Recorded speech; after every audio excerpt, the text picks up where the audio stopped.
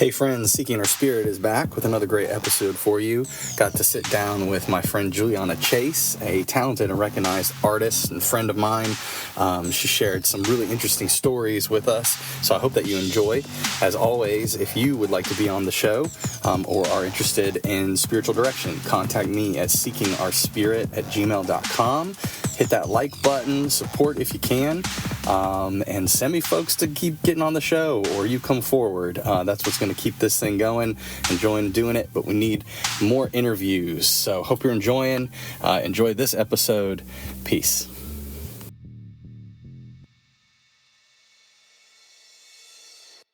So, okay, Julie Chase, we are rolling and are live. Again, thank you for inviting me into your home, and especially for being willing to go on this journey with me and share. As a way to start, as always, for folks, why don't you just tell folks, who you are, where you're from, just brief bio stuff. Who you are, where you're from, what you did in life, that kind of thing. Okay. I grew up in South Carolina in a small town outside of a cotton mill town, out in the country. And I'm one of 14 children. So we had a busy household. And after growing up, I got married when I was 17 and moved to New York. And To New York City or? New York, in Brooklyn. Oh, wow. We lived in Brooklyn. And that's where That's a my big husband was shift. from. Yeah. Wow. And he was Catholic. And I grew up Baptist. So there was that conflict there that he didn't want to be Baptist and I didn't want to be Catholic. So anyway, I had 2 children, and he was in banking, and we moved around a lot. Like every 2.5 years, we'd make a move because better opportunities to advance. So I've lived in a lot of different places. All over the country? Mostly the southeast or the eastern part. I lived in New Jersey. I think I've lived in 9 states. Okay. And have lived, well, I eventually moved back to South Carolina 15 years ago. Stayed for 10 years, and then 5 years ago, I moved here to be close to my daughter. Okay, yeah. And you are an artist. I am. During that time, I developed a successful art career, and I've written a couple of books. My credentials as an artist, I'm in the Smithsonian Permanent Collection. Wow, I didn't know that. Yeah. That's awesome. And the National Museum of Women in the Arts. Cool. The Governor's Mansion. Look at that. I didn't know any of that. That's great, Julie. Yeah. I work. Can people find, can they buy your art? Oh, sure. Yeah. Where do they do that? Well, right now it would have to be through me Just through because I haven't worked profesally in the past 15 years. Just letting listeners know in case you guys want to buy art. Okay. Yeah. But yeah, and my work is, I guess I worked professionally for 30 years. Yeah. And my work is in corporate collections throughout the U.S.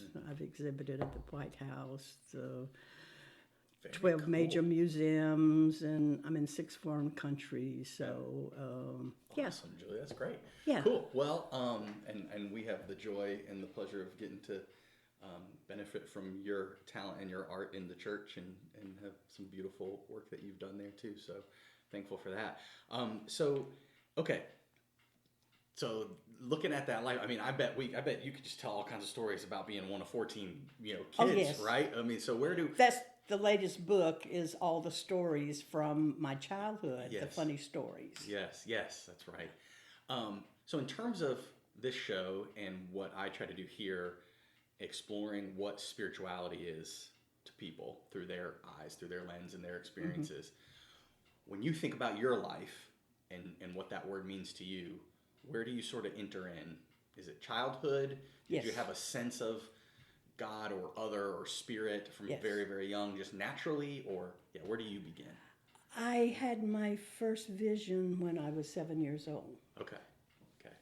I had a little sister who died. She had strep throat, and the infection went to her kidneys and it killed her. Wow. And at the time, they didn't know what had shut How her old was kidneys she? down. She was not quite 5. Oh.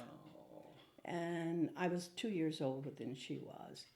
And the day that she was buried, that evening, our next door neighbor had told my mom that she would take all of us kids to her house and feed us and keep us overnight.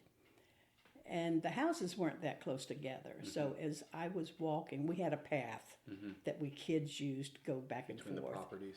Yeah. And as I was walking along, something said to me, "Turn around." And I did. And I saw my sister. Wow. And she was suspended in air. And she had on the dress that she was buried in. Huh. And telepathically, she said to me, "I'm okay." So okay, I got questions already. So Okay. so you well, first of all, and I don't want to pause that story too much, but so before 7 years of age, did you already have sort of a sense of God or of higher power or anything like that? Were you all churchgoers, anything like that? No, my parents weren't churchgoers. Okay, so this just comes out of the blue. Yeah. At 7, you didn't have any awareness of anything like that before. Well, yes, when I was 4, Okay. I remember something. Okay. But I choose not to talk Okay. about Okay. that. That's fine. That's fine. Okay. So okay, then your sister, and you say here, a lot of people will say I heard, but was it actually audible or was it like a sense, like when you heard turn around or something? It was audible. Okay. Cool. Okay. Yeah. Okay. I And just when like those she details. talked to me, I could hear her. You heard it, but she wasn't actually. You said telepathically. It was Right. like in your but mind. in my Yeah. my mind, Yeah. I heard her. Okay, awesome. And so, how do you remember receiving that in that moment? Was that fearful? Was it peace filled? Was it Awe. yeah, just awe? I was just, Uh-huh. and I remember. And you were alone. No, I wasn't alone. My other siblings, they were walking with me, and I stopped, Yeah. and they kept going. Yeah. And I remember my older sister turning around and saying, "Come on, come on." Yeah. And I was just standing there, and Wow. That's awesome. But what a gift too, right? Or did you not experience like that? well, I'm not sure at that age that what do you do what I with thought. it? It was just, you know. And you it sounds like you probably didn't have the sense that you could share that story or that experience. no. So you kept that to yourself. Yeah, Wow. Okay. yeah. Interesting. Okay. And so then is that just open up a door for you of experiences in your spiritual life, or what? Yes, Where it do you take us didn't. from there? I knew things that other people didn't seem to know.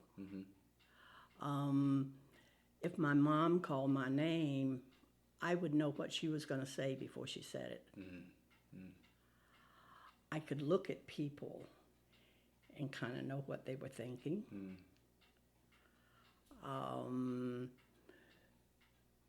But it was just who I was, and you know, I didn't know that I was any different from anyone else. Yeah. And at one point, I remember as a young teenager when my mom would call my name, and I would say what she was going to say. I got slapped a couple of times, and I decided that wasn't Right. a smart thing to do. Right. They So took I it as stopped being doing a that. Smart aleck or something. Yes. Yeah. Yeah. Wow. So it's always been who I am. The phone can ring, and I will know who's on the phone before I pick it up.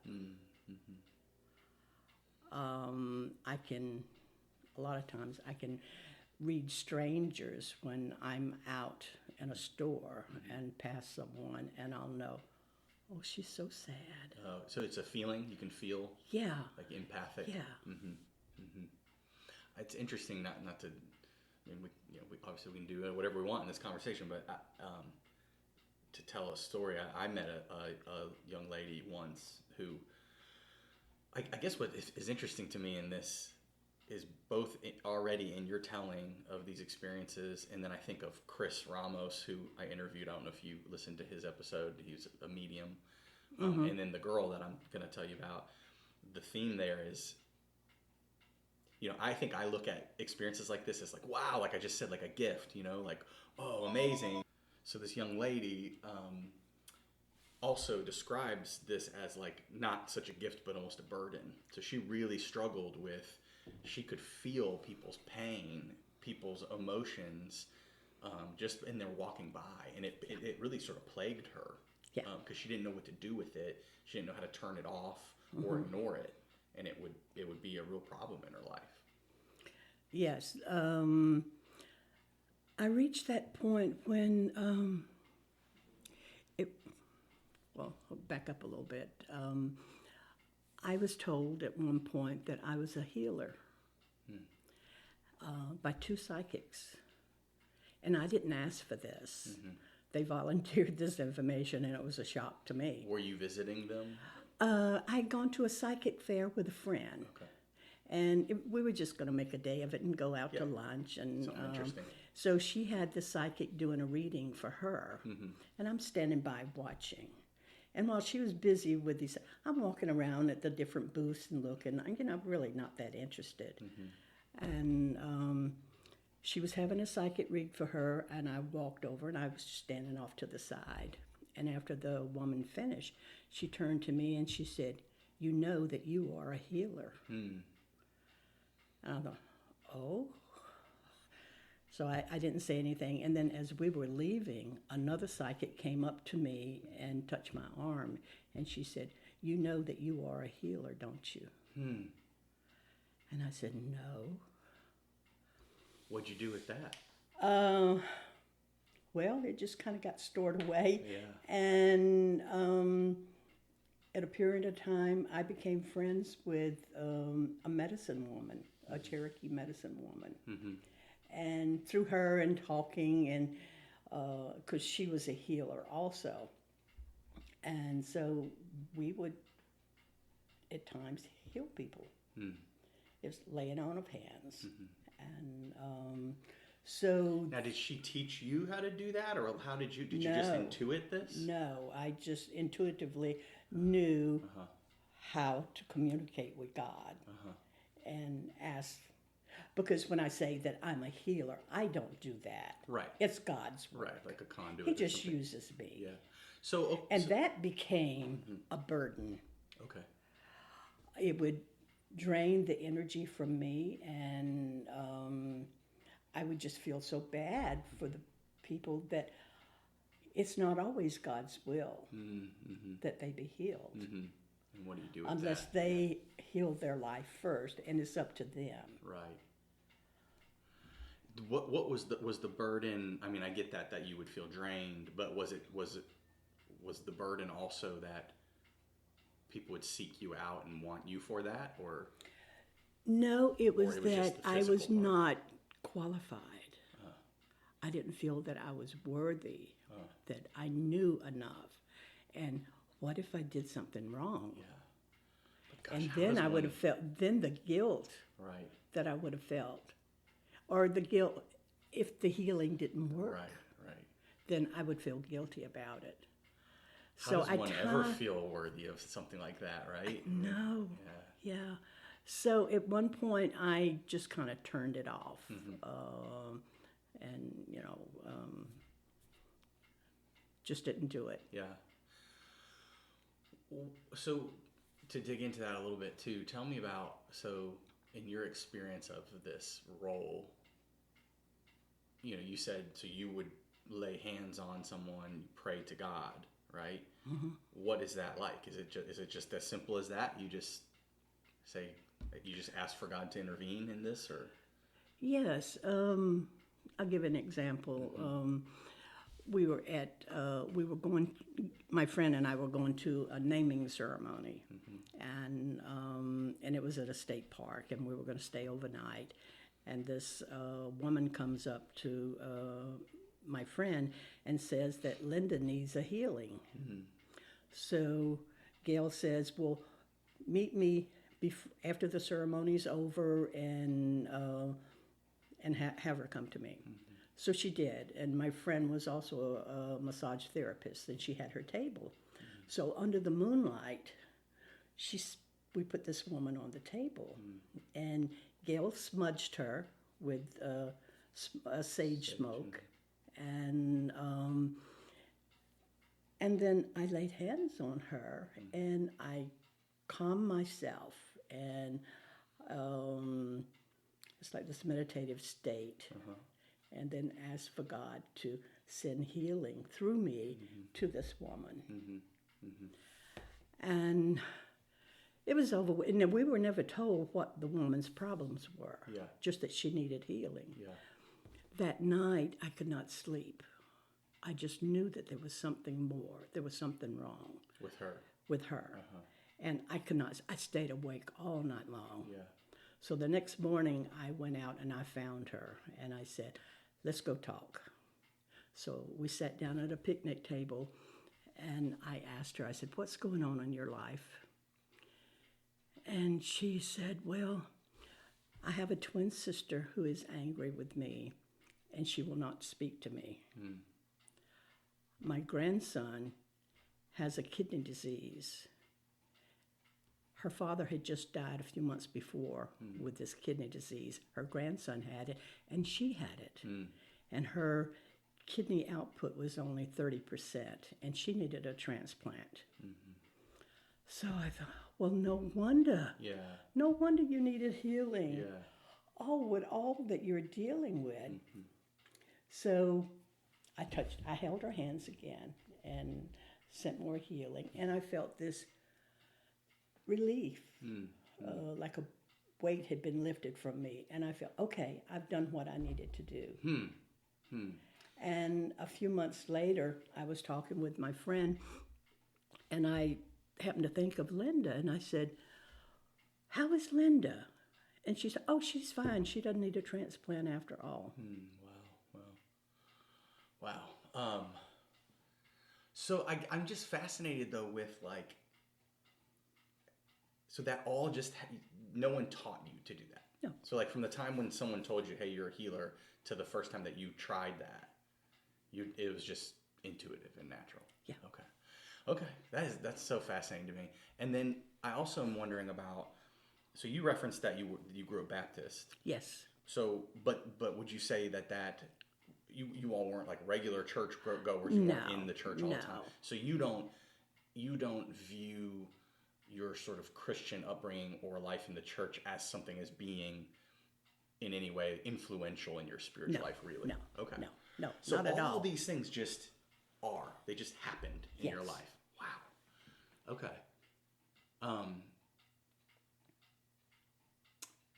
Anything from that 7-year-old moment with your sister, because we went from there to the healing. So what do you talk about in between? And I guess, what I'm really interested in too is to know, so if church wasn't a big influence in your life and these things just sort of happened, where did the relationship with God come from? Like where did that develop in you? This sense of God creator, God higher power? I have no idea. So yeah, a lot happened between the time I was 7 years old. At one point I had gone to Callaway Gardens in Georgia. It's close to Warm Springs. That's where Roosevelt had his winter home. Oh, okay. Anyway, have you ever been to the gardens? Beautiful, beautiful gardens. And I was there in the wintertime, so there was not a whole lot blooming. There were camellias, but not a whole lot blooming. And I was in a depressed state. And I was riding around the gardens because there were roads in there. And as I'm riding along, it was kind of hilly, and I looked down and I see this little chapel. And there were people behind me, so I couldn't pull over. And so I went to the butterfly exhibit, and after I finished that, I said to myself, well, I'm going to go back to that little chapel. So I did. And parking was up a hill, so I walked down this hill, and there was a stream and a little bridge, a little footbridge over it, because there was a pond behind the chapel. And I went in the chapel, and it was very rustic, and just wooden benches to sit on. And the back wall of the church was glass, and what was holding the glass together was a cross. I sat down. There were other people around. I sat down and I prayed, and after I'd finished praying, I looked around, and all the beams, and it was just a beautiful little place. And I said, well, God, are you here? And suddenly, Christ appeared on that cross. And the light coming from it was so bright, it was blinding. I could not see the figure because of the light. Wow. And I sat there and I cried for a long time because I was just staring at it. And at one point I became aware of people standing around me mumbling. And they're wondering what's wrong with me. Yeah. And I looked at them, and then when I looked back at the cross, he was gone. I got up and I went to my car, and I sat there for about an hour and cried. Yeah. Now, were those the people that were the actual people in the church standing around you? Yeah. And they were wondering what was going on with you? Yeah, because I'm crying. I've got tears just flowing down my face. Yeah. In fact, my shirt was wet. I had cried so much. And but it was enough that they would like stand up and come check on you. Yeah, they were standing around me. Wow. So it's that sort of thing that has been part of my life too. I mean, this doesn't happen every day. Of course. No, of course. Little things happen. And it happens to everyone. But most people aren't aware of it, or they just write it off as a coincidence. Right, exactly. The small little... no. Yeah.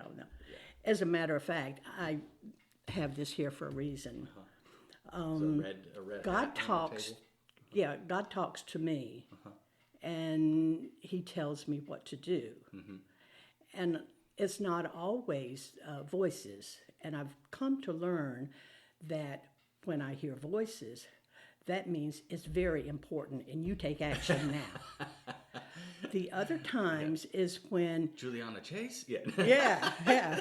Does the middle name get thrown in there? Yeah.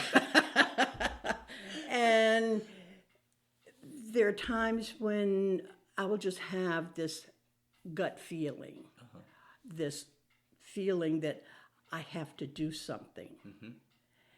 And if I don't do it, it will not go away. It just keeps nagging at me until I do it. And then I'll realize why I needed to do that.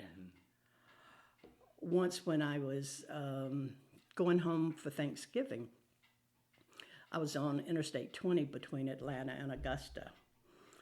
And suddenly I hear a voice. Oh, first of all, there's a string of traffic in the lane behind me, and we're all doing about 70 miles an hour. And there's an old passenger van in front of me, and it's full of people. But we're clicking along, and suddenly this voice says to me, check the left-hand lane. If there's no traffic, pull over and slow down. That's pretty detailed. Yeah. So I did. I checked. There was no traffic in the left lane. I pulled over and I slowed down. Well, the guy who's behind me is now parallel with me. And he's looking over at me asking, what is wrong with you?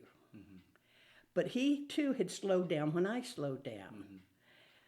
And at that moment, the front tire of that van blew out. And when it did, the driver hit the brakes, and that van just fishtailed back and forth across both lanes. Wow. And it took a few minutes for him to get control of it and get it off the road. And I turned and looked at the guy next to me, and I said, You're I gave him a welcome, salute. buddy. And we took off. Oh man. Now, is that these are unanswerable questions, I know. So, just say I don't know if you Okay. want. But like in a moment like that for you, do you perceive that as like more intuition, like a knowing internally, or external, like spirit, God, It's something telling you? externally, and Okay. you do it, and you do Okay. it now. Okay. Yeah. Just curious, Yeah. because I And think there have been times when I've argued with the voice, though.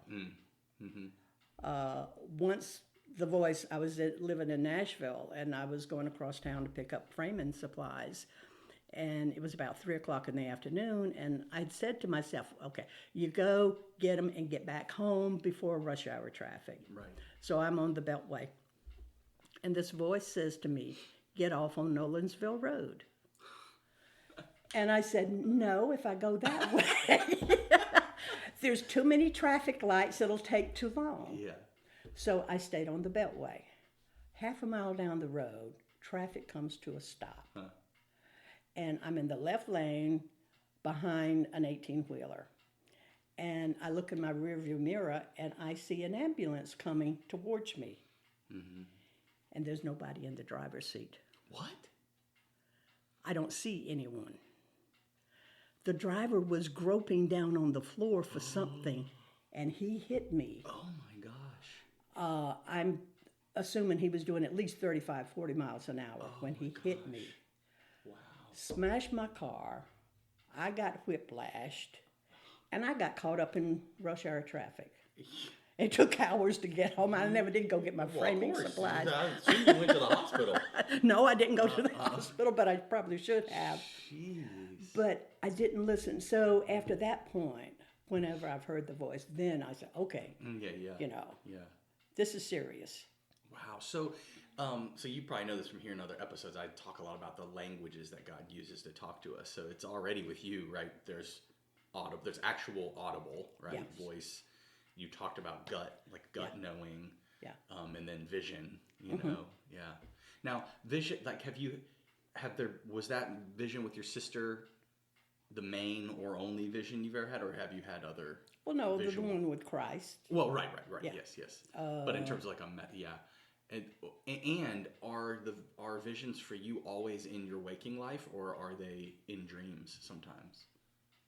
These were in my waking life. Those were, but you've never had a dream that was like a vision? Oh, yes. Okay. Oh, yeah. Okay, so I same. had those too. Okay, yeah. I'm just asking. Yeah. Those are, And my mom, she had them. She dreamed one time she would talk about those, huh? Oh, yeah. Okay. She dreamed that the house had burned. Mm-hmm. And she and Daddy didn't believe in banks. Mm-hmm. So what little money they had it hid at home. And she dreamed the house burned. Well, it upset her so much that she called my older sister and said, take me to the bank so I can open an account. Yeah. And so my sister did. And she put all the money in there? Uh-huh. And 3 days later, the bank burned. No way. Oh my gosh. Yes.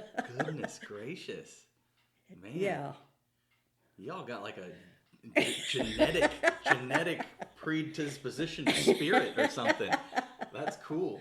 Yeah. Wow. Yeah. Okay. Well, what I was going to tell you about the red hat and the flower was So for people listening, we got a red hat and a red flower on the table. I had gone to FedEx to mail something, and I had this feeling that I needed to go to a home goods store.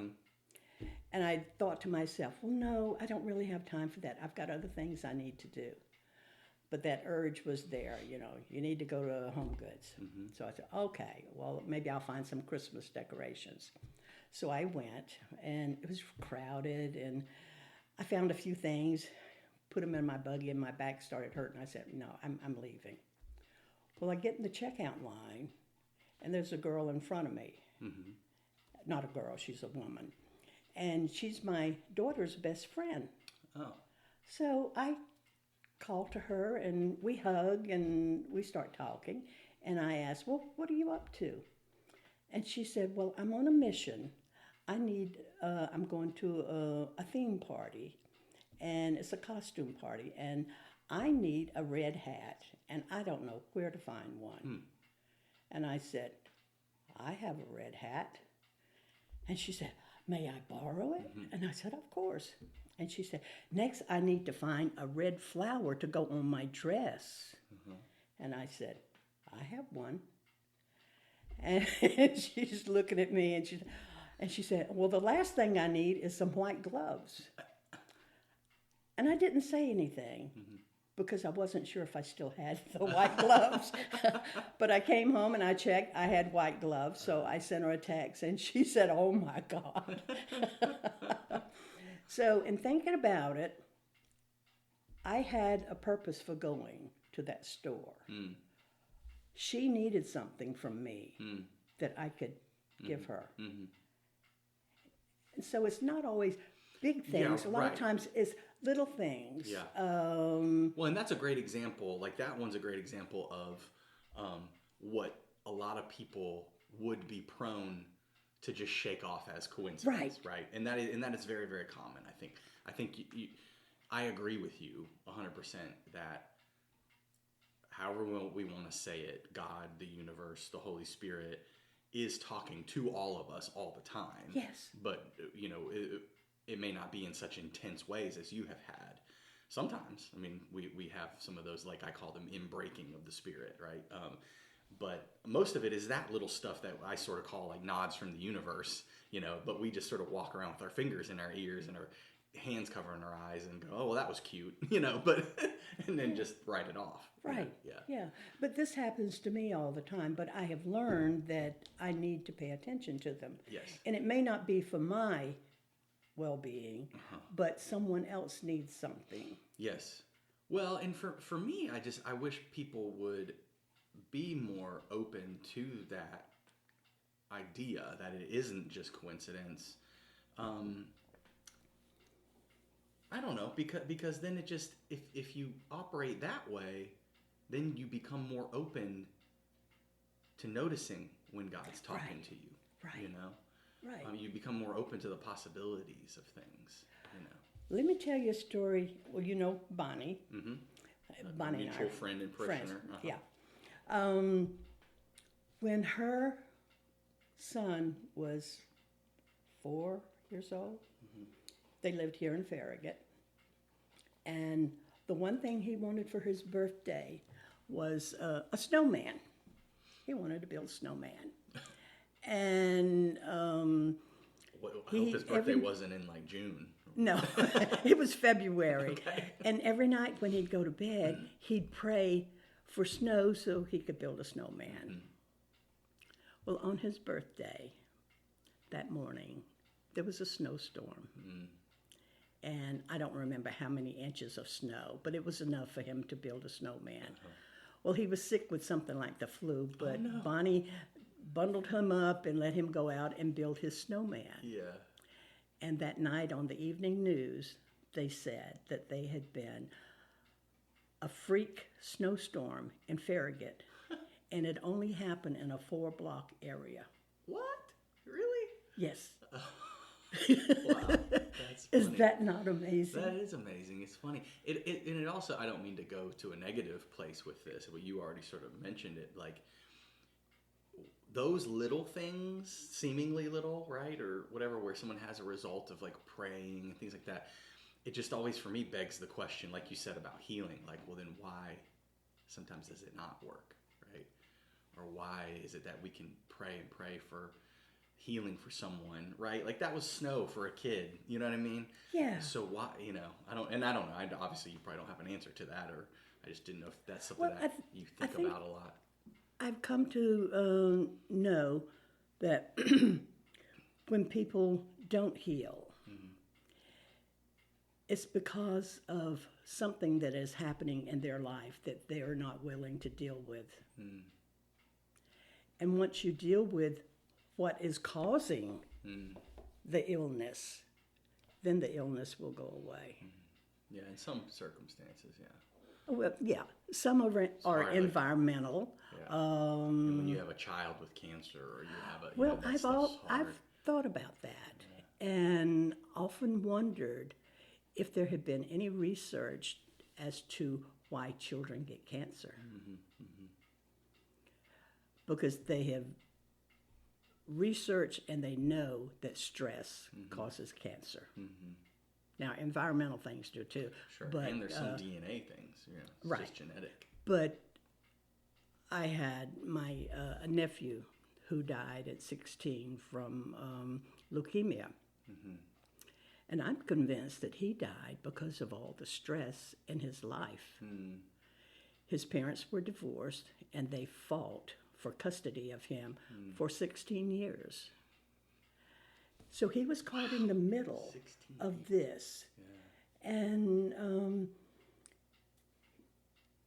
every time his dad would go pick him up for a visit, his mother would call the police. So the police came, so it was always very stressful. Wow. And when he was dying, his mother would not let his dad or his grandmother come visit him. Wow. Yeah. So I'm convinced, all the anger, the stress, the emotions that this child lived through, we internalize. Right. It certainly can be part of it, Yeah. So I know we're just having fun telling stories, which is great. But so let's see. I mean, we don't have to stick with the timeline at all, so don't hold me to it. But is that you were sort of walking through a little bit, from we said 7, and then you had that experience later. Was there anything more in childhood that stands out? Childhood, young adult, or teenage years that stands out as like a significant kind of? I mean, so you have this experience with your sister, which was sort of other than the one that when you were 4 that you didn't want to talk about. Even that, 4 to 7, that's years. So was it after the 7-year-old one? Did things become frequent, or would it go a long time between events? I really don't remember. Okay. I really don't remember that. But getting back to the religious part of it, when my children came along, I wanted them to grow up in the church. And so we were living in New Jersey, and I don't remember who told us about the Episcopal Church.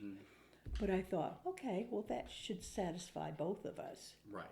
And so that's why I was 7 months pregnant with my son when I was baptized in the Episcopal Church. So I have been a member for, 57 years now.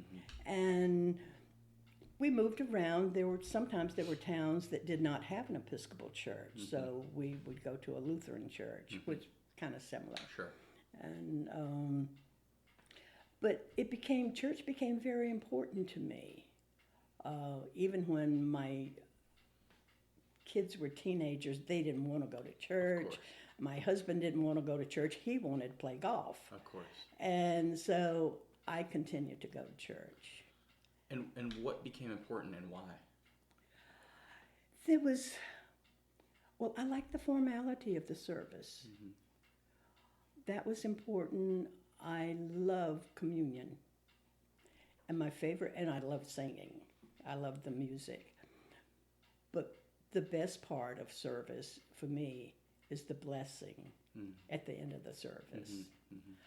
I have been blessed for the whole week.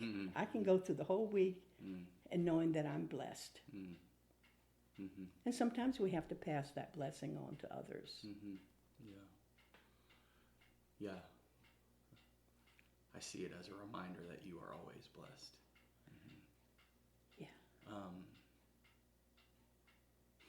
So that's interesting, though, that you didn't have that in your background, really, but it just all of a sudden... Yeah, it became very important. That community or that worship, that corporate worship became important for you. There were periods where, of course, my mom didn't drive. And my dad was not a church-going person, so they didn't go to church. But there was a lady in our community that she would come by and pick us kids up and take us to church with her. Make sure they get some religion. Yeah. And I soon learned that if it was good and you enjoyed it, it was a sin. And the Baptist church, there were a lot of sin in the Baptist church. Man, that's so sad, huh? Yeah. I mean, wearing nail polish was a sin, wearing earrings or makeup or any of those things. It was all a sin. Not to enjoy life. So, church, I wanted to go to church, but I didn't want to go to that kind of a church. Yeah. So, with the Episcopal Church, I mean, it's so accepting Different of mentality. any lifestyle or anyone. So, something that is interesting to me is like, so here you are, this person that has these intense spiritual experiences. I often make the assumption that like then why does that person want to go to church or need to go to church, right? Does that make sense? Like, I've never thought of it that way. I think a lot of people walk through life yearning for a spiritual experience, an experience of God, of this thing we call God, this higher power, whatever. And so they either try to find that through church or try to find that through like yoga or Reiki or like just some kind of practice. Right? So it's just interesting for me to hear because I sort of assume a lot of times that people who have just this natural sort of awareness of God in their life and have these intense experiences then sort of see no need for church. Does that make sense? Mm-hmm. Yeah. Mm-hmm. And I also feel like one of the main things that we in the church should be doing is teaching people about this sort of stuff, right? That God is. I don't mean that everyone has to have some intense experience, but that, like we said a moment ago, like that God is talking. You can communicate with this entity, this God. Yeah. That's there and open and for you all the time. And it doesn't have to be a verbal thing. Right. That you hear. I mean, it's sort of why I do this show, right? To talk about these things, because you and I spoke about this before we even hit record, but that's sort of how you and I started to talk about these things. Mm-hmm. Is I told a story in a sermon. Had you not told that story, I would not have opened up. Yeah, you probably wouldn't be doing this. No, I would not. Yeah, I told a story about. You reminded me a moment ago. I think it was Mary. Like, I would sit in seminary, and it makes me so sad now because that chapel burned down. But I would sit in the church because you had to go 3 times a day to worship, and I would sit in this back pew by myself, and there was it looked just like the image of Mary that you see everywhere in the wood grain. Mm-hmm. And for me, that's what that became. And it was and it was just such a strange experience for me because I have never had any connection with Mary or saints or anything like that. Mm-hmm. But that became very important and powerful for me, like a nod, like I got you, taking care of you. Yeah. But yeah, so the point being, I told that story in a sermon, and then you in coffee hour were like, "Hey, I have a story too," like that, and so it's just this.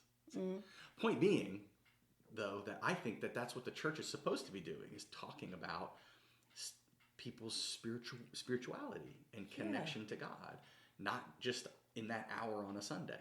Right. Yeah. Right.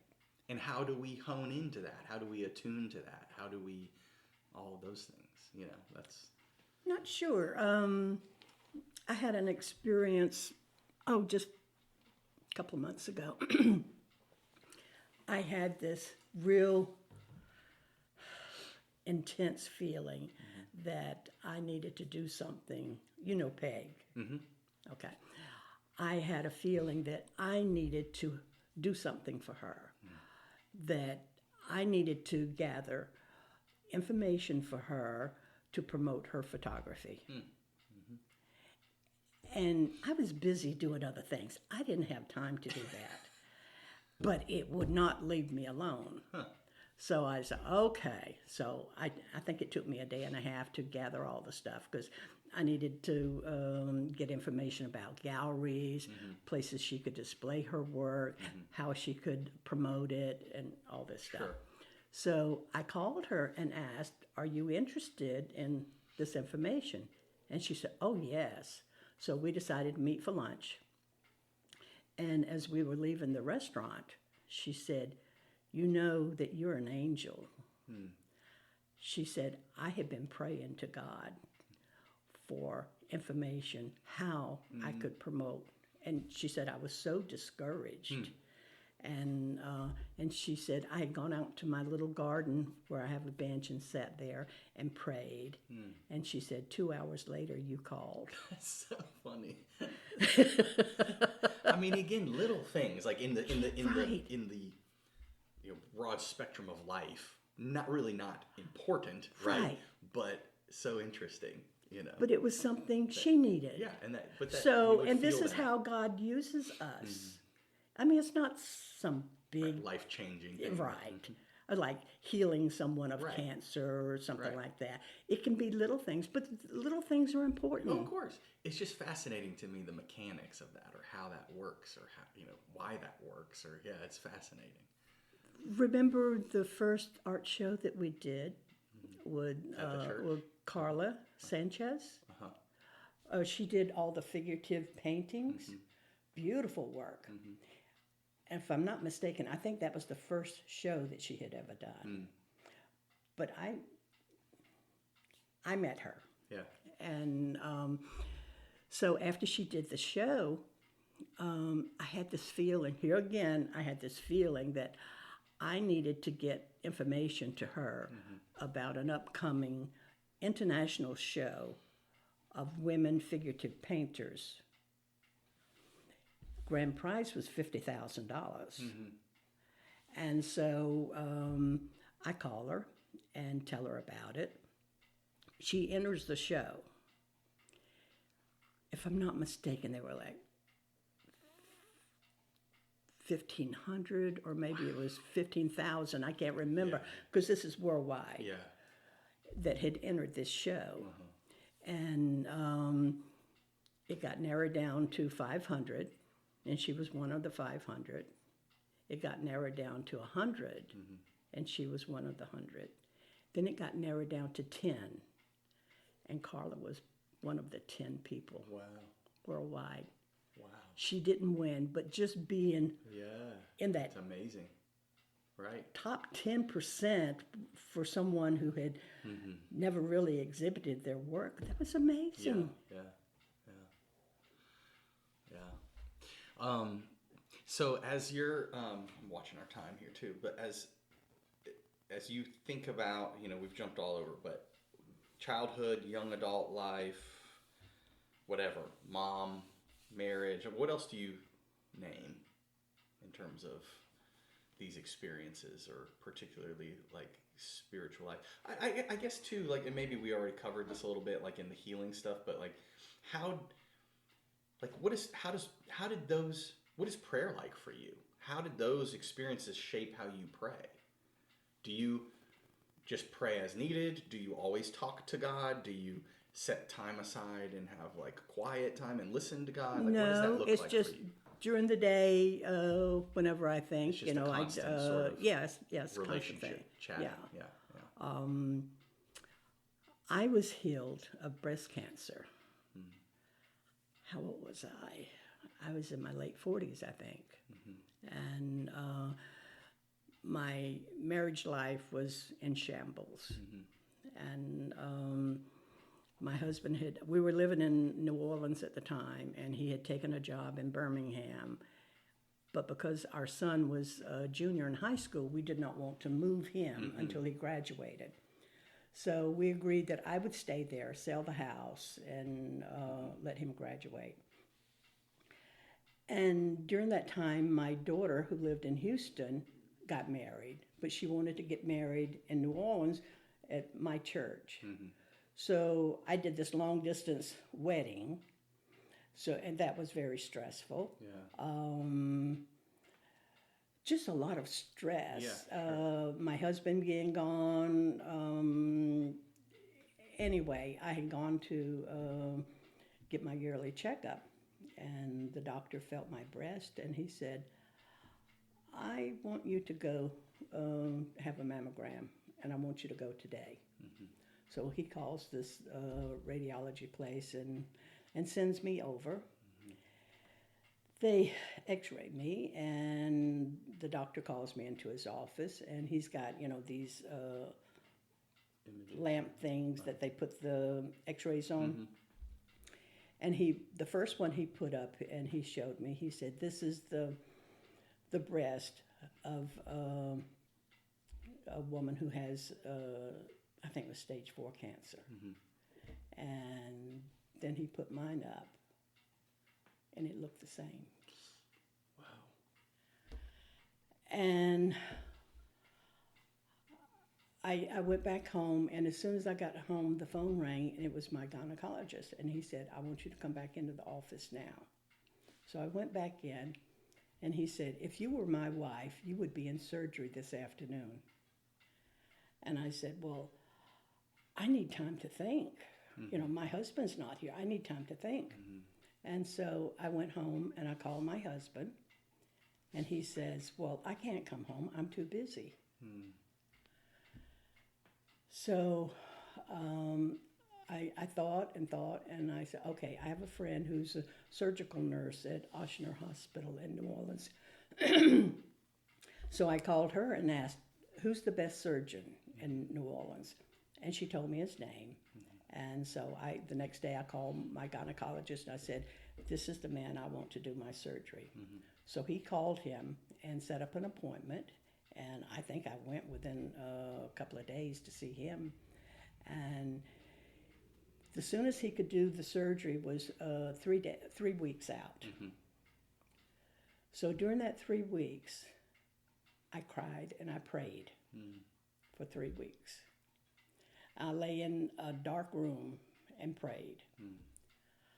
And the surgeon had told me he wanted me to come back the day before surgery. And I went back in, and he x-rayed me again. And I'm on the table, and he comes and he examines me. And then he goes back and he looks at the x-ray again.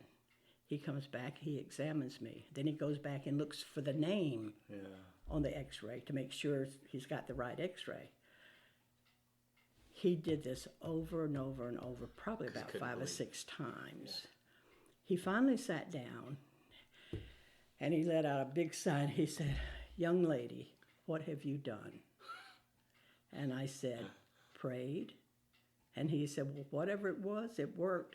I can find nothing wrong with you. Wow. He said, go home and have a good life. Jeez. Now, you didn't feel any of that healing? And when you're praying, are you like begging God? Is that like, what does that look like for you? You're in this dark room, you're crying. Yeah. What does the prayer look like? Please save me. I'm too young. I've got too much to do. I've got a child to raise. I can't die now. Yeah. I've got too much to do. Wow, man, that's so crazy. You opened Pandora's box. Awesome. No, it's cool. It's cool. I can't remember. And I think it was at that point that I realized that, okay, this healing business, we might want to dabble in that. Yeah, I've told this story before in a sermon. I can't remember if I told it on this show, but I won't tell the whole thing. But my dad has a similar story like that, but he wasn't praying or anything. It was he was asleep. It was like a visitation kind of like of his family, and they asked him if he was ready to come with them or not, and he said it was so beautiful and wonderful that he was going to, and then he remembered my mom and me and my brothers and said, I can't yet. And then this condition he had, he would have been like statistically like the one person in all of Knoxville to have it. Like that's how rare it is. So he was going to Mayo Clinic.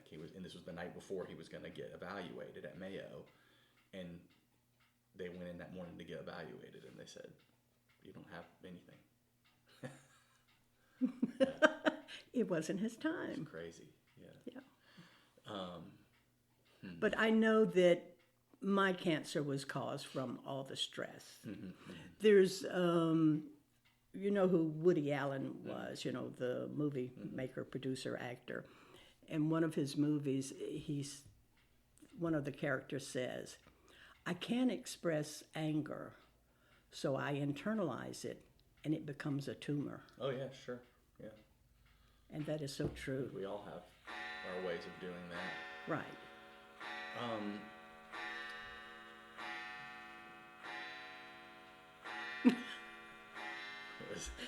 that tells us it's 12 o'clock. A lot of noise in my house. No, it's fine.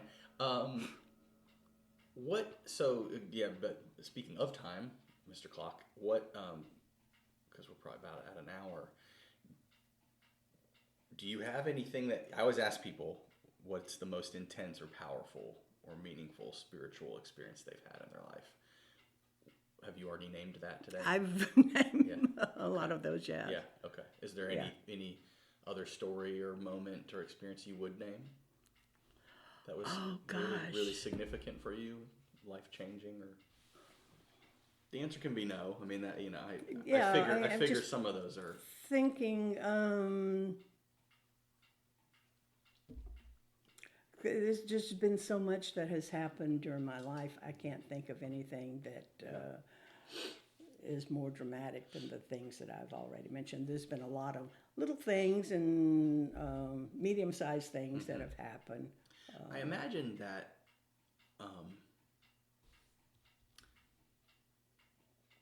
if nothing else, experiences like this have to be such a gift, if for no other reason than it's very, very difficult then to doubt, God's presence, or like say to fear death or to fear, just because that something, whatever this is there, Oh yeah.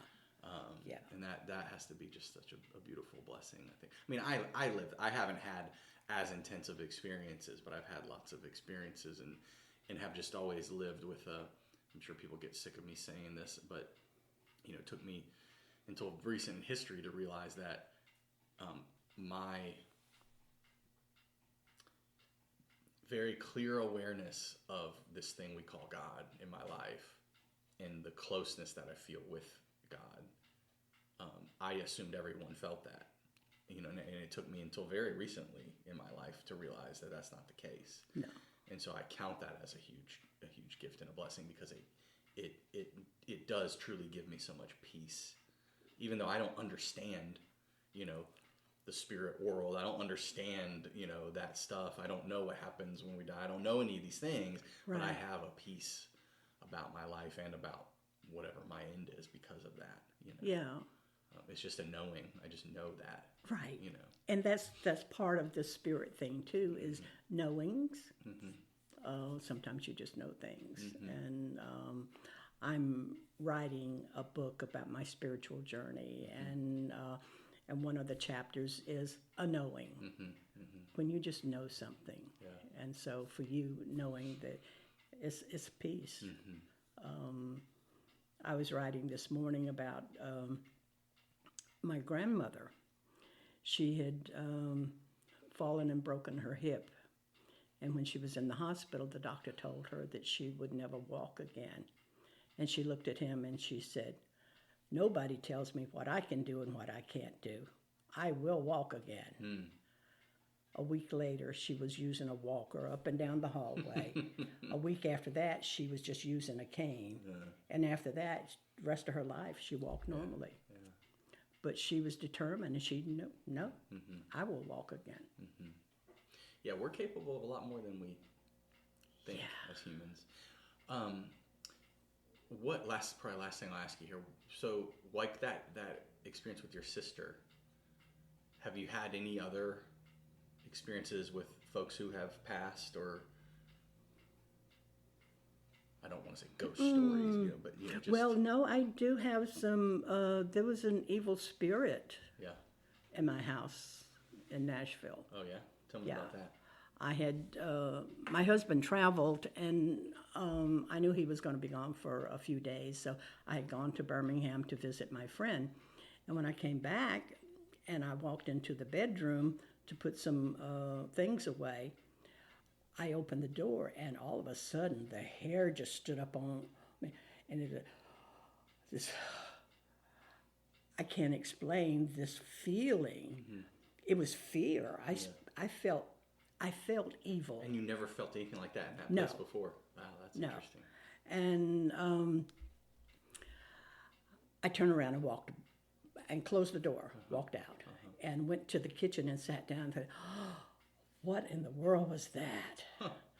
And so I thought to myself, well, I can't have that. I've got to sleep in that room tonight. And so I went back and I said, that was just my imagination. Yeah. So I went back again, opened the door and walked in, and again I felt this evil. So I turned around and went back out, and I thought, well, what would my friend Gail do? So I said she would smudge the room. Yeah. So I get my smudge stick and I go in and I smudged the room, and I also took a rattle that I have. And so, and I talked to the spirit and told it, you're not welcome here. You need to leave now. So I walked out and closed the door, and I waited an hour, and it took a lot of courage to go back in there that third time. Yeah. And when I did, it was fine. Normal. It was normal. Wow, crazy. Yeah, that's so fascinating. So I don't know if that spirit had come in from something my husband had brought into the house. Or I always felt that this house was sitting on maybe a grave. At one point, it was built on a plantation, the subdivision was.